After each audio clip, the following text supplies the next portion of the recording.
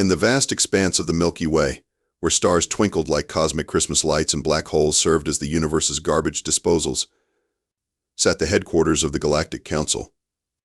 The building, if you could call a structure the size of Jupiter's orbit, a building housed representatives from over 10,000 species, all of whom considered themselves the pinnacle of evolution. Which, as it turns out, is exactly what everyone thinks until they meet someone who can prove them wrong. The council chamber resembled a massive amphitheater designed by an architect with too many appendages and not enough common sense. Delegates from across the galaxy perched, floated, or oozed in their designated areas, each adapted for their particular biological quirks. Some required methane atmosphere bubbles, others needed gravity generators, and a few simply existed as patterns of electrical current flowing through specialized equipment. High Counselor Vrox, a being composed primarily of crystalline structures that refracted light in ways that gave most species migraines, called the session to order by emitting a pulse of energy that made everyone's translation devices vibrate uncomfortably. Distinguished delegates. Vrox's voice came through the translation devices like sandpaper on a chalkboard. Today we discuss the recent discovery in Sector ZB12, Solar System 3, Planet 3. Apparently it's inhabited by bipedal carbon-based life forms who call themselves humans. Based on preliminary observations, they appear to be primitive but potentially worthy of observation. Ambassador Plex, representing the gelatinous hive mind of Betelgeuse, wobbled in what might have been indignation. High Counselor, with all due respect, these humans barely qualify as a spacefaring civilization. They've only managed to send primitive probes beyond their solar system and have yet to establish colonies on their neighboring planets. They still use combustion engines for cosmic sake. A holographic display appeared in the center of the chamber, showing images of Earth captured by the Council's observation drones. Footage of humans engaging in various activities played for all to see. Humans eating, humans working, humans scrolling through their phones while pretending to work. Fascinating, remarked scientists of Supreme Zith, an entity composed of millions of microscopic organisms working in perfect synchrony. Despite their technological limitations, they exhibit remarkable adaptability and resilience. Our probes detected nuclear weapons capable of destroying their own civilization several times over, yet they haven't done so yet.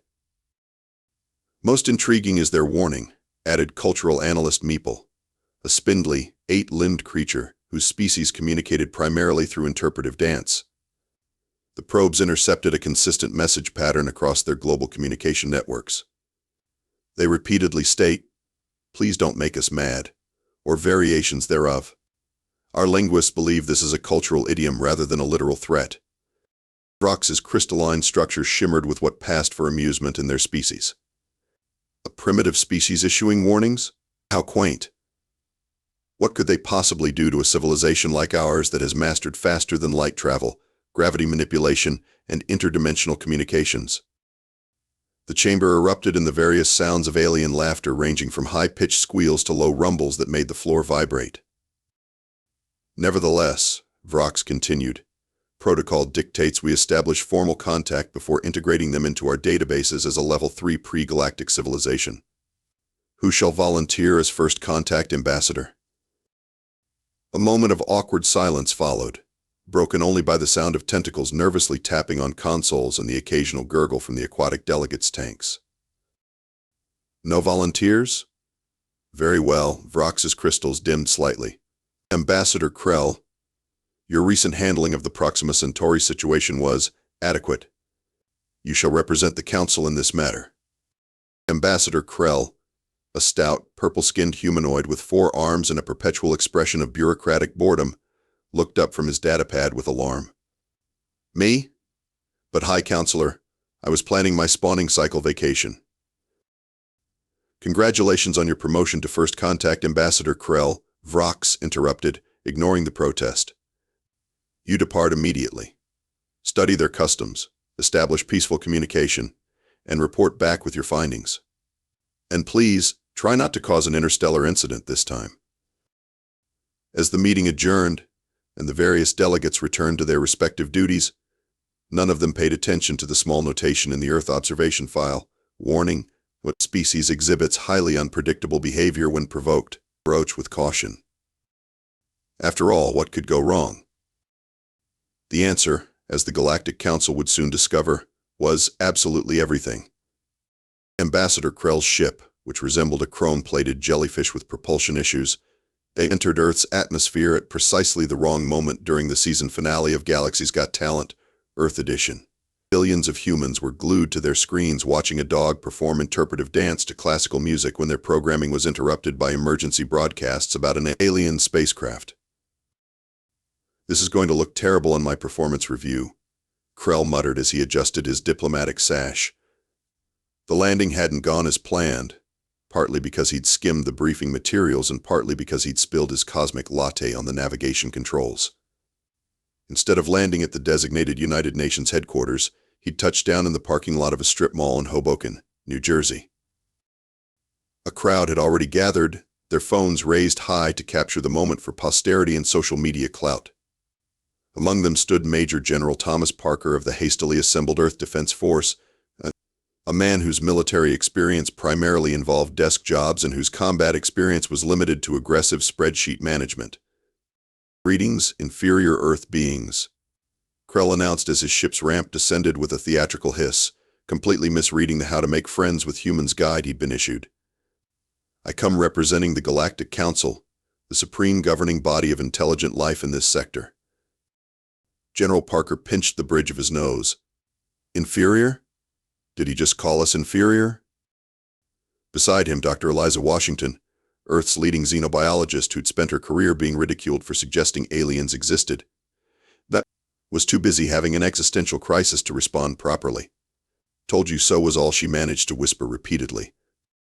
Krell strutted down the ramp, all four arms extended in what his manual described as a friendly greeting posture, but what humans interpreted as preparing to grab multiple people simultaneously. Several armed guards raised their weapons. "Please lower your primitive projectile devices," Krell said condescendingly. "If I wished you harm, your entire planet would already be converted to an intergalactic rest stop." That didn't help matters. After several tense hours, during which Krell complained about Earth's barbaric gravitational pull wreaking havoc on his exoskeleton, the alien was escorted to a hastily prepared diplomatic reception at the United Nations. Secretary General Maria Rodriguez welcomed Krell with practiced diplomatic poise. "Ambassador, on behalf of humanity, we welcome you to Earth and look forward to peaceful relations with the Galactic Council." Krell yawned, two of his hands checking messages on his personal device while the other two accepted a glass of water. Yes, charming. Now let's discuss your species integration into the galactic database. We'll need to catalog your achievements, though I suspect that won't take long. We'll start with your technological capabilities, rudimentary as they may be." Dr. Washington interjected. "We've developed nuclear fusion, quantum computing, and have begun exploring interstellar travel through unmanned probes." "How adorable," Krell replied, not looking up from his device. "My offspring create more advanced technology in their play schools. But I'm required to ask, what would you consider your species' crowning achievement?" The room fell silent as Earth's representatives exchanged glances. What single achievement could represent humanity's greatness? General Parker cleared his throat. "Well, there's our art, our music, our literature." "Too subjective," Krell interrupted. "Our advances in medicine have eradicated numerous diseases," offered Dr. Washington. "Basic biological management," Krell dismissed with a wave of his upper right hand. The Italian representative, who had been quietly seething at Krell's attitude, could contain himself no longer. "Pizza," he exclaimed. "We invented pizza." Krell's four eyes blinked in unison. "Pizza? Explain." What followed was a passionate 15-minute presentation on the history, cultural significance, and artistic merit of pizza. Krell seemed genuinely interested for the first time since landing.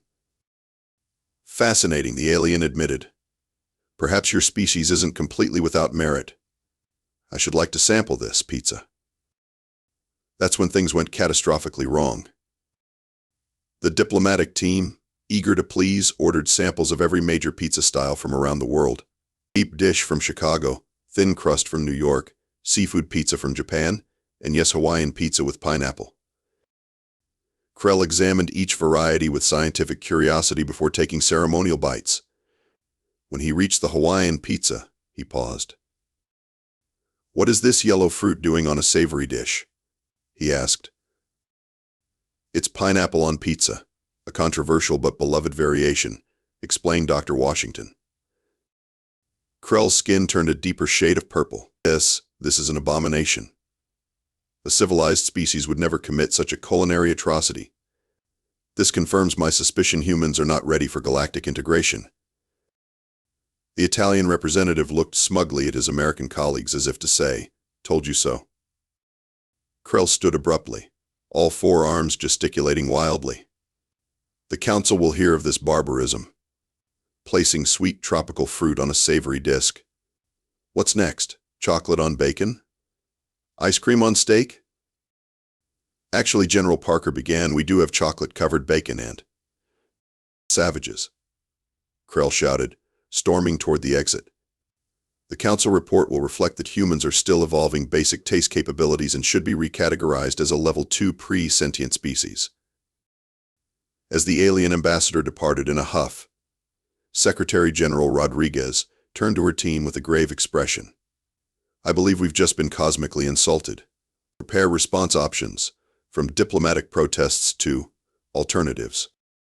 General Parker nodded solemnly. "I'll assemble a team." Dr. Washington frowned. "You're not actually suggesting we—" "Oh yes," the general replied. "It's time to show the galaxy why humans have always said, 'Please don't make us mad.'"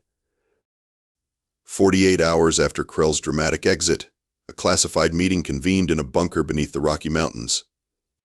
The room, originally designed to withstand nuclear war, now hosted what might become the opening salvo of an interstellar conflict, albeit an unconventional one.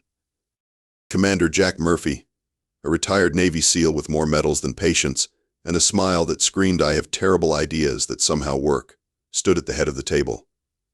His military career had been distinguished primarily by solutions so unorthodox that enemies surrendered out of sheer confusion. "Ladies and gentlemen," Murphy announced, pacing with the energy of someone who'd discovered coffee could be quadruple brewed, "welcome to Operation Don't Make Us Mad. I've personally selected each of you for your unique skills in being absolutely annoying when necessary." Around the table sat an unlikely assemblage of humanity's secret weapons. Penny Chen, a reformed hacker whose claim to fame was programming the world's navigation systems to pronounce every street name with a dramatic pause in the middle. Dr. Marcus Okoye, a biochemist who'd accidentally created a perfume that smelled different to every person who encountered it, leaving millions questioning their sensory perception. Daisy Gonzalez, a behavioral psychologist specializing in what she called weaponized inconvenience, the art of driving people crazy without breaking any rules. Vikram Patel, a quantum physicist whose hobby was creating unnecessary but convincing conspiracy theories among academics just to watch the chaos unfold. And finally, Kevin Memelord Johnson, a social media strategist who once caused an international diplomatic incident with nothing but a picture of a goat and 3 well-placed hashtags. "The aliens think we're primitive," Murphy continued, slapping a folder on the table. "Good. They've underestimated us, which is exactly where we want them.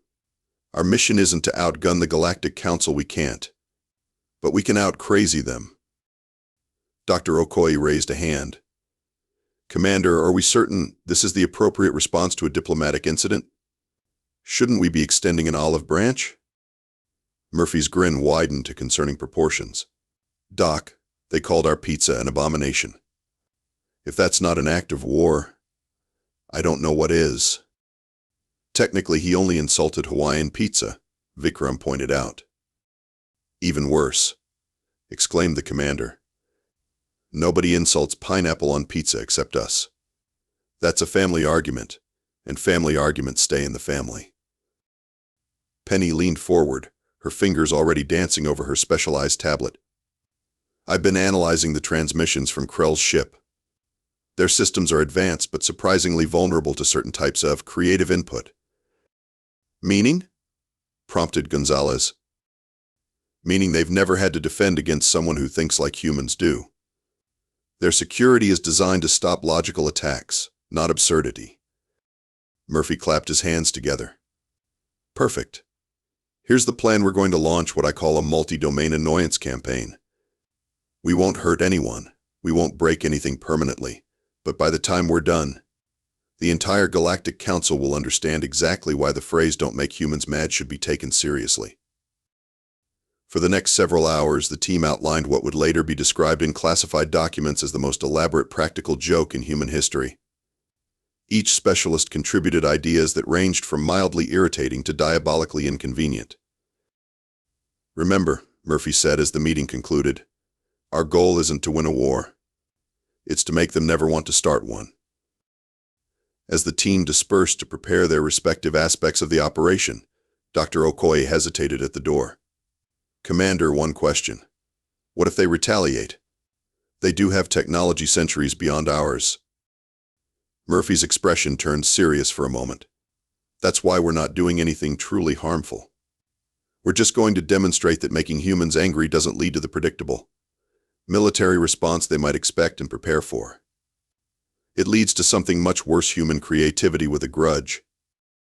48 hours later, Operation Cosmic Prank was ready to launch.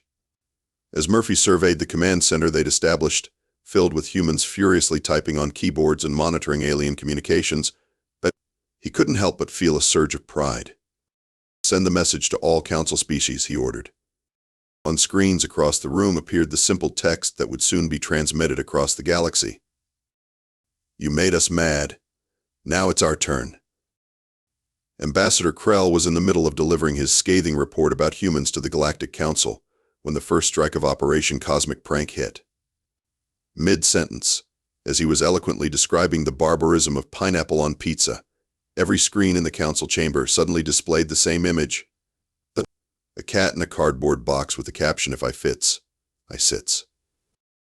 What is the meaning of this interruption? Demanded High Counselor Vrox, their crystalline structure vibrating with indignation. Before anyone could respond, the cat image changed to another, then another, each displaying what would later be identified as classic Earth memes from the early 21st century. A grumpy-looking feline declaring no. A dog surrounded by fire claiming, "This is fine." A crude drawing of a stick figure proudly presenting nonsense. Krell's 4 eyes blinked rapidly in confusion. This must be some sort of technical.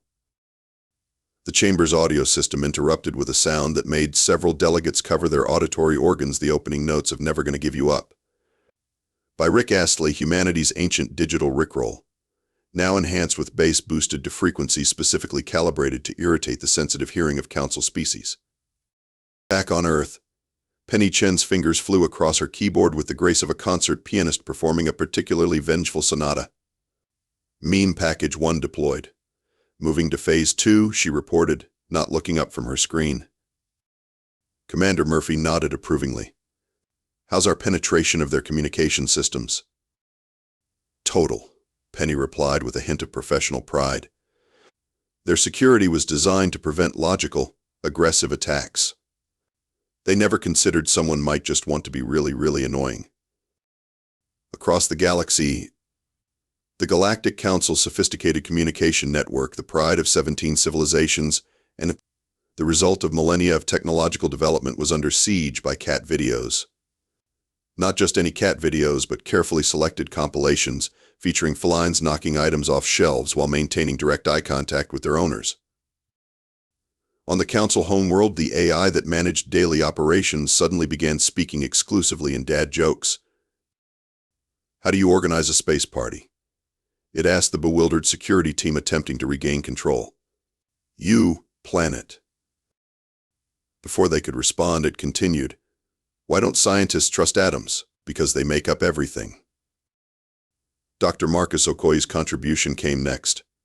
Using data gleaned from intercepted Council communications, he had identified the standard refreshment served at Council meetings, a beverage similar to tea but with psychoactive properties that enhanced mental clarity. His team had managed to remotely alter the molecular composition of the latest batch, not to make it harmful but to change its flavor to that of slightly spoiled milk. Across the Council chamber, delegates who took sips suddenly made faces equivalent to their species' expression of disgust. Some checked their cups suspiciously, Others accused their neighbors of tampering. Meanwhile, Vikram Patel had deployed his quantum expertise to ever so slightly alter the artificial gravity settings throughout council facilities. Not enough to cause damage or injury, but just enough that everyone felt imperceptibly off balance, creating a subtle sense of discomfort that couldn't quite be identified. "They're trying to restore their systems," Penny reported, suppressing a laugh as she monitored the aliens' increasingly frantic efforts. "They keep using logical approaches to fix illogical problems." Kevin Johnson, watching over her shoulder, nodded appreciatively. "That's when we hit them with Phase 3. At his workstation, Kevin had spent hours analyzing what could only be described as alien social media, the networks through which council species shared information. Now he deployed thousands of bot accounts programmed to start absurd but compelling conspiracy theories among council species. "Did you know the High Counselor secretly has 6 appendages but hides one?" posted one bot to a popular forum. "Gravitational constants aren't actually constant. The council has been lying to maintain power," claimed another. "Space isn't actually a vacuum. It's filled with invisible pudding," declared a third. The bizarre claims, carefully crafted to be just plausible enough to create doubt but ridiculous enough to be impossible to confirm, spread through the networks like wildfire. Back in the council chamber, High Counselor Vrox was attempting to restore order when Daisy Gonzalez's contribution activated. Every delegate's personal communication device simultaneously received what appeared to be an official council notification: mandatory dance break in progress. Non-compliance will be noted in your permanent record. Confusion reigned as some delegates, afraid of bureaucratic repercussions, began attempting their species' equivalent of dancing, while others insisted no such protocol existed, leading to heated debates about who had received what message. In the command center on Earth, Murphy watched the chaos unfold through intercepted feeds, his expression somewhere between amusement and awe at how effectively his team had disrupted an organization that governed thousands of worlds. "Sir," reported a communications officer, "we're receiving a priority transmission from the council. I think they want to talk." Murphy straightened his uniform. "Right on schedule. Put them through, but keep all our operations running. I want them negotiating with cat videos playing in the background." The main screen flickered to life, showing a visibly agitated Ambassador Krell alongside High Counselor Vrox, whose crystalline structure seemed to be vibrating at an unhealthy frequency. Is this Krell's voice competed with the faint background music of what sounded like Keyboard Cat, the doing of humanity? Murphy adopted his most innocent expression. "Ambassador, High Counselor, what seems to be the problem?" "You know perfectly well what the problem is." Krell's forearms gesticulated wildly. "Our entire network is compromised. Our AI is telling jokes instead of managing critical systems. Half the council believes space is made of pudding." "Really?" Murphy raised an eyebrow. "That's fascinating. I thought everyone knew space was more of a gelatin consistency." Rox's crystals flashed dangerously. This is an act of aggression." "No," Murphy corrected calmly. "This is a demonstration. You called us primitive. You insulted our pizza. You dismissed our warnings about making us mad. So we decided to show rather than tell." He leaned closer to the camera. "And this is us being playful. We haven't even started being truly annoying yet." The threat hung in the air, heavy with implication. 3 days into what galactic historians would later call the Great Inconveniencing, the Galactic Council convened an emergency session. The setting had changed dramatically. The grand amphitheater now featured handwritten out of order signs on several gravity platforms. The translators occasionally translated everything into lyrics from Earth's Baby Shark song, and every delegate had developed a nervous tic of checking their refreshments suspiciously before consuming them. High Counselor Vrox, whose crystalline structure had developed stress fractures from constant vibrations of frustration, called the session to order with what passed for a sigh in their species. "Esteemed colleagues," Vrox began, before being interrupted by their own translator device suddenly playing "Never Gonna Give You Up" at low volume. After aggressively silencing the device, they continued, "We face an unprecedented crisis. The humans have not attacked our worlds. endangered our people, or threatened our existence, they have done something far worse. They have made us ridiculous. Ambassador Plex, whose gelatinous form now pulsated with constant anxiety, wobbled forward. High Counselor, I must report that the situation extends beyond mere inconvenience. Council species across 17 sectors are adopting human behaviors. A horrified murmur spread through the chamber. Demented Vrox. Plex's surface rippled uncomfortably. The Zorgath of Betelgeuse 7, a species that communicates through solemn color changes, have begun communicating through what humans call emojis. The quantum engineers of Sirius are sharing images of their offspring in what they call cute poses. The hive mind of Rigel has started a cooking channel. A cooking channel? Repeated Vrox incredulously. Yes, confirmed Plex. They call it cooking with hive mind. Yesterday's episode featured their attempt at pizza with pineapple. It received 17 million views and started 3 minor civil wars over culinary preferences. From his monitoring station on Earth, Commander Murphy watched the council session with growing satisfaction.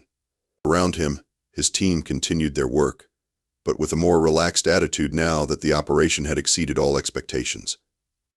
Sir, reported Penny, looking up from her screens, we've detected something interesting. Some alien species aren't just reacting to our pranks, they're enjoying them. We've identified at least 36 worlds where populations are actively participating in what they call human-style humor. Kevin nodded enthusiastically. My team's been tracking this. The memes we planted are evolving. Aliens are creating their own versions. There's one about High Counselor Vrox that's particularly popular. Something about crystal structures and anxiety. On the main screen, the council meeting continued its descent into chaos as more delegates reported troubling developments across the galaxy. The temporal scholars of Alpha Centauri have established what they call casual Fridays, reported one horrified delegate. The void monks of Arcturus, who have maintained silence for 17,000 years, have created what they call a podcast, added another. Ambassador Krell, whose career was clearly circling the galactic drain, stood with all 4 arms raised for attention. High Counselor, we must acknowledge the strategic reality. The humans have weaponized chaos itself. They haven't attacked our defenses, they've bypassed them entirely by attacking our cultural coherence. Our analysts report that human-style humor is spreading exponentially through our networks, added Science Supreme Zith. We've tried containment protocols, mind wipe suggestions, even emergency cultural reinforcement broadcasts. Nothing works. The humor, it's too accessible. Vrox's crystals dimmed with what could only be described as despair. And what of our most critical systems? Zith's compound eyes darted nervously. Functional, but compromised in unexpected ways. Our defensive networks remain operational, but all alert sounds have been replaced with something called a sad trombone. Our central administrative AI has developed what it calls a personality and insists on being called sassy. On Earth, Dr. Okoye monitored the biological readings of various council species that their sensors could detect. Their stress hormones or equivalents are through the roof, but there's no indication of physical harm. They're just really annoyed. Murphy nodded approvingly. Perfect. That's exactly where we want them. Back in the council chamber, Vrox made a decision that would alter the course of galactic history. Contact the humans. Tell them we wish to discuss terms. As the message was transmitted, Murphy straightened his uniform and addressed his team. Well done, everyone. Remember, we're not here to humiliate them into submission. We're here to earn their respect. When they call, we'll be professional, courteous, and absolutely willing to keep this up for another decade if necessary. The main screen flickered to life, showing Vrox and the council leadership looking distinctly worse for wear. In the background, a delegate could be seen trying to stop their chair from randomly elevating and descending Vikram's gravity modifications at work. Commander Murphy. Vrox began with as much dignity as they could muster while their translator occasionally hiccuped Earth pop music lyrics. The Galactic Council wishes to revisit our assessment of humanity. Murphy nodded respectfully. We'd be delighted to engage in renewed diplomatic discussions, High Counselor. Your species has demonstrated unexpected capabilities. Thank you. We call it thinking outside the box. Sometimes the box doesn't even know we were in it to begin with. Vrox's crystals shimmered with what might have been reluctant admiration. We are prepared to reclassify humanity as a level 5 approach with caution civilization. That's very generous, Murphy replied, but I believe we have some terms to discuss first. 1 month after Operation Cosmic Prank began, the Grand Hall of Human Achievement played host to the most significant diplomatic event in Earth's history. The hastily constructed building in Geneva featured architecture specifically designed to accommodate various alien physiologies, along with strategic placement of Earth's greatest cultural contributions, including an entire wing dedicated to culinary arts with a significant focus on pizza. Commander Murphy, now sporting his dress uniform and newly appointed title of Special Envoy for Interspecies Mischief Management, watched as the Earth delegation put final touches on the ceremonial chamber. No glitter bombs in the ventilation system? He asked Penny, who was ostensibly checking the room's communication security, but actually ensuring their various pranks had been fully deactivated. Sadly, no, she replied with a theatrical sigh. Apparently we're being mature now. Maturity is overrated, Murphy commented, but peace has its advantages. The Earth delegation consisted of government representatives, scientists, and at Murphy's insistence, a panel of Earth's finest pizza chefs. In the visitors section sat the Human Revenge Committee members, now celebrated as unlikely heroes. At precisely noon local time, the Galactic Council delegation arrived. Ambassador Krell led the way, flanked by High Counselor Vrox and a diverse assembly of species. Their entrance was noticeably cautious, with several delegates visibly checking their seats for whoopee cushions before sitting. Secretary General Rodriguez stepped forward to begin the proceedings. Distinguished representatives of the Galactic Council, on behalf of humanity, I welcome you to Earth properly this time. Vrox's crystalline structure shimmered in what had been explained to humans as their equivalent of clearing one's throat. On behalf of the 10,000 species of the galactic community, I extend formal greetings to humanity. Recent events have led to a reevaluation of your species status in our records. Krell, whose 4 arms now appeared to suffer from a nervous twitch whenever his translation device made any sound, presented an official-looking document. By unanimous vote, humanity has been classified as a Level 7 civilization with the special designation, "Do not provoke under any circumstances." A murmur of appreciation rippled through the human delegation.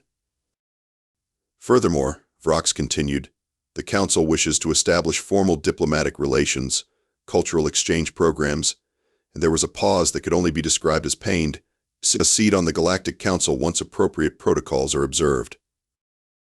Murphy couldn't help but smile. The entire operation had been designed to demonstrate that humans weren't to be trifled with, not to secure galactic political power. That the aliens had offered it anyway suggested they respected not just human ingenuity but their restraint in using it.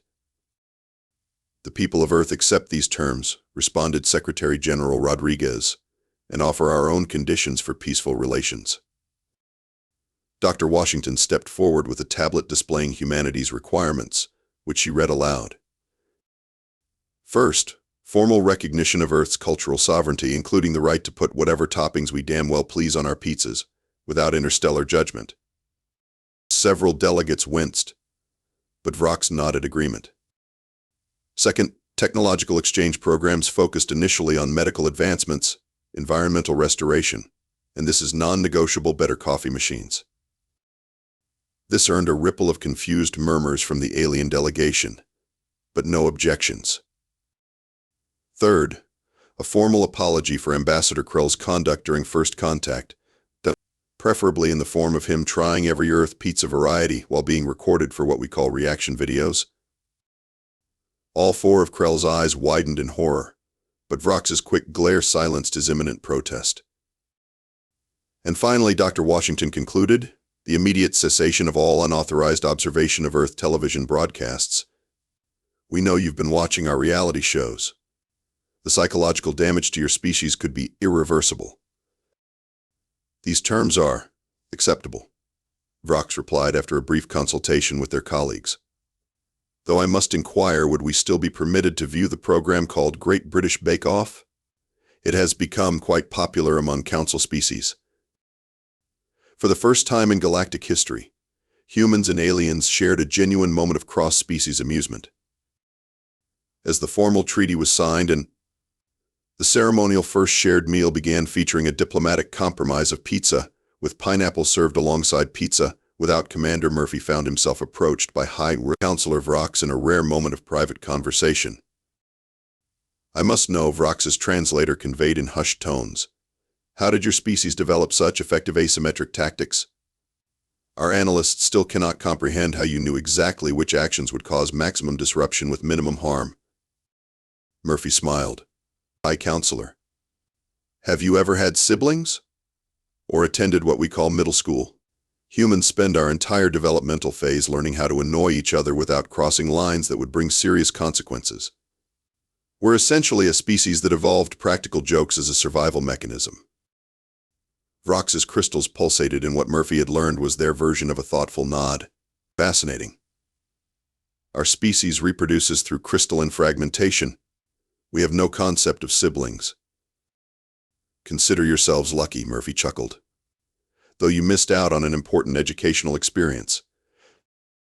As the celebration continued around them, screens throughout the hall displayed the official amendment to the Galactic Council's first contact protocols. At the very top, in bold lettering visible in all council languages, special advisory: when humans say please don't make us mad, this is not a threat. It is a sincere warning for your own well-being. Adherents strongly recommended. In the years that followed, human culture spread throughout the galaxy not through conquest or colonization, but through the universal appeal of their peculiar blend of creativity, absurdity, and inexplicable attachment to videos of cats.